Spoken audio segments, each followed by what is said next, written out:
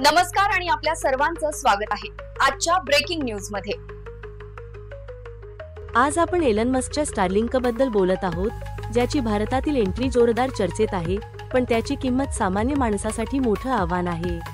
August 31, 2025 च्या रिपोर्टनुसार स्टारलिंकची hardware kit, ज्यात dish आणि राउटरचा समावेश आहे, त्याची किंमत ₹30,000 असू शकते। याशिवाय मासिक शुल्क सुमारे ₹3,300 अपेक्षित आहे।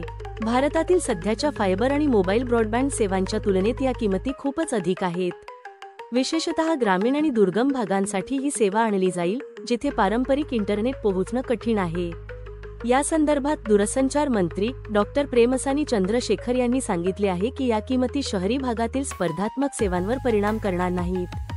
स्टारलिंकला भारतात आपली सेवा सुरू करण्यासाठी काही नियामक परवानग्यांची वाट पाहावी लागेल, त्यानंतरच त्याची सेवा पूर्णपणे सुरू होईल। ही सेवा 2025 च्या शेवटी किंवा 2026 च्या सुरुवातीला भारतात लॉन्च होण्याची शक्यता आहे। ज्या ठिकाणी कनेक्टिव्हिटीची कमतरता आहे, तिथे हाय स्पीड इंटरनेट पोहोचवणे हे यामागचं उद्दिष्ट आहे।